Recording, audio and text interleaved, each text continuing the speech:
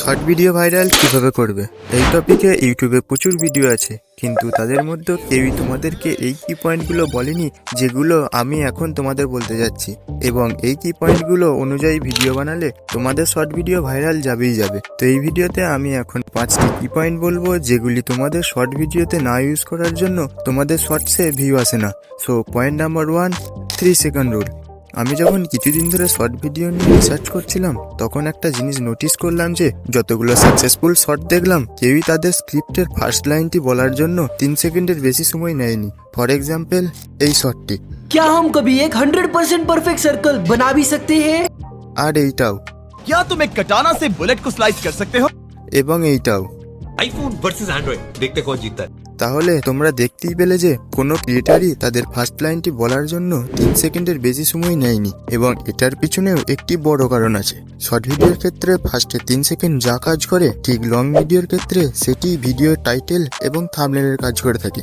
এবং তুমি কখনোই চাইবে না যে তোমার ভিডিওর টাইটেল এবং থাম্বনেল দেখে কোনো মানুষের 3 সেকেন্ডের বেশি সময় লাগে এটা বুঝতে যে তোমার ভিডিওটি কোন ব্যাপারে আছে বা তোমার ভিডিওর টপিক কি। তো যদি তোমাদেরও স্ক্রিপ্টের প্রথম লাইনটি এরকম হয় যেটি বলতে 3 সেকেন্ডের বেশি সময় লাগছে, তাহলে সেটি এক্ষুনি চেঞ্জ করে ছোট করে নাও। আই হোপ তোমরা ব্যাপারটা ভালো করে বুঝে গেছো।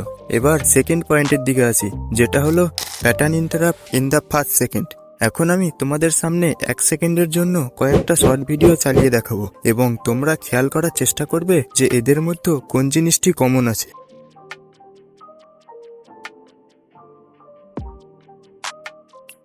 সো তোমরা যদি খেয়াল করে থাকো তাহলে ভালো, আর যদি না করে থাকো তাহলে আমি তোমাদের বলে দিই যে এই সবগুলো শর্টসে স্টার্টিং এ হয় জুম ইন না হয় জুম আউট মুভমেন্ট ছিল, এবং ভিডিও এডিট করার সময় কি ফ্রেম দিয়ে এরকম মুভমেন্ট দিতে 5 থেকে 10 সেকেন্ডও সময় লাগে না। আর তুমি যদি ভেবে থাকো যে এতে কি বা এসে যায়, তাহলে তুমি একটু ভেবে দেখো যে কোনো তো কারণ থাকবেই যার জন্য এই সমস্ত বড় বড় ইউটিউবার তাদের শর্ট ভিডিওতে এই ট্রিকের ইউজ করে। আসলে শর্টসের শুরুতেই একটা মুভমেন্ট ভিউয়ার্সদের রেপিটেটিভ ভিজুয়াল প্যাটার্নকে ইন্টারাপ্ট করতে সাহায্য করে, যেটা একটা ভিজুয়াল হুক তৈরি করে। মানে ভিউয়ার্স যারা না ভেবেচিন্তেই শর্ট ভিডিও স্ক্রোল করে যাচ্ছিল এবং তখনই হঠাৎ করে তাদের চোখের সামনে একটা আলাদা কিছু দেখে যেটাতে তাদের মনোযোগ আকর্ষিত হয়, আর তাদের মাথায় এই আশা জন্মায় যে তারা এই শর্ট ভিডিওটিতে আলাদা কিছু দেখতে পাবে এবং তারা ওই ভিডিওটি দেখার জন্য আরো আগ্রহী হয়ে ওঠে। বাট প্যাটার্ন ইন্টারাপ্ট দিয়ে ভিউয়ার্সদের মনকে কিছুক্ষণের জন্য আটকে রাখতে পারলেও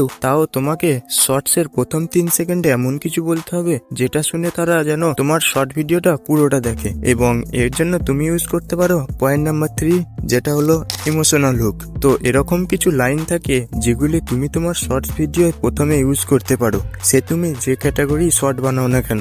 যেমন ধরো এরকম বললে যে ফ্রিতে ইউটিউব প্রিমিয়াম যদি না চাও তাহলে এই ভিডিওটি স্কিপ করে দাও। এইরকম লাইন ইউজ করলে ভিউয়ার্সদের মনে একটি ফোমো তৈরি হবে, মানে ফেয়ার অফ মিসিং আউট। অর্থাৎ ভিউয়ার্সদের মনে এটা ঘুরবে যে যদি ভিডিওটা না দেখি তাহলে কি সত্যি ফ্রিতে ইউটিউব প্রিমিয়ামটা মিস করে যাব। এইভাবেই তারা সম্পূর্ণ শর্টসটা দেখবে। তারপর আর একটা এক্সাম্পল ধরো এরকম হলো যে আমি নিশ্চিত যে তুমি এই জিনিসটা বা এই ব্যাপারটা জানো না।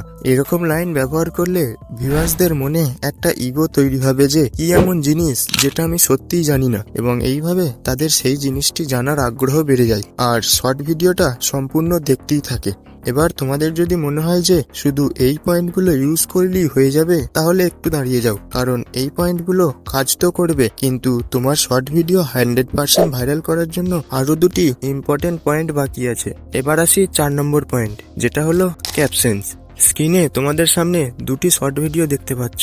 এই দুটি শর্ট ভিডিও দেখো এবং অনেস্টলি তোমাদের মধ্যে 90% মানুষ বাঁ দিকেরটা বেছে নেবে। কিন্তু কেন? উত্তর হচ্ছে ক্যাপশনস। শুধু ক্যাপশন অ্যাড করতেই তোমার শর্ট ভিডিও আগের থেকে অনেক এঙ্গেজিং এবং অ্যাট্রাকটিভ লাগে, যেটা ভিউয়ার্সদের অ্যাটেনশন ধরে রাখে। এবং এর আর একটা বড় সুবিধা আছে।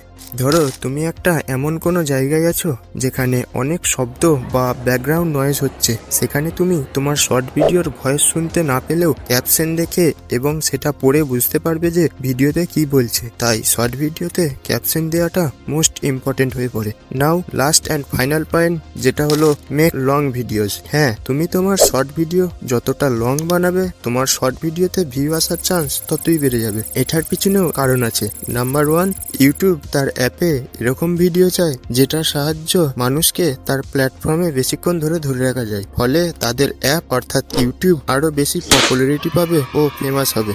নাম্বার 2, 10, 15 বা 20 সেকেন্ডের শর্ট ভিডিওতে যদি 100% অডিয়েন্স রিটেনশন থাকে, তখন অ্যালগোরিদম মনে করে যে 10-15 সেকেন্ড সময় মানুষ দিতেই পারে, এটা কি এমন বড় ব্যাপার। কিন্তু সেখানেই একটা 50 থেকে 60 সেকেন্ডের শর্ট ভিডিওতে যদি 100% রিটেনশন থাকে, তখন ইউটিউব ভাবে মানুষের কাছে এতটাও ফালতু টাইম নেই যে সে একটা 1 মিনিটের ভিডিও একভাবে দেখবে। নিশ্চয়ই এই ভিডিওটিতে এমন কিছু রয়েছে যেটা মানুষকে আকর্ষিত করছে এবং ইউটিউব সেই ভিডিওটাকে আরো প্রমোট করে, আরো মানুষের কাছে পৌঁছায়। তো যদি পসিবল হয় তাহলে 50-60 সেকেন্ডের শর্ট বানিয়ে দেখবে, তাতে আগের থেকে রেজাল্ট অনেক ভালো পাবে। তো এই হলো 5টি কি পয়েন্ট যেটা তোমাদের বললাম। এই পয়েন্টগুলো ইউজ করে দেখবে তোমাদেরও শর্ট ভিডিও 90% ভাইরাল হওয়ার চান্স থাকবে। তো চ্যানেলে নতুন হলে চ্যানেলটি সাবস্ক্রাইব করবে আর টেলিগ্রাম চ্যানেল জয়েন করতে ভুলবে না। টেলিগ্রাম চ্যানেলের লিংক ডিসক্রিপশনে দেওয়া আছে।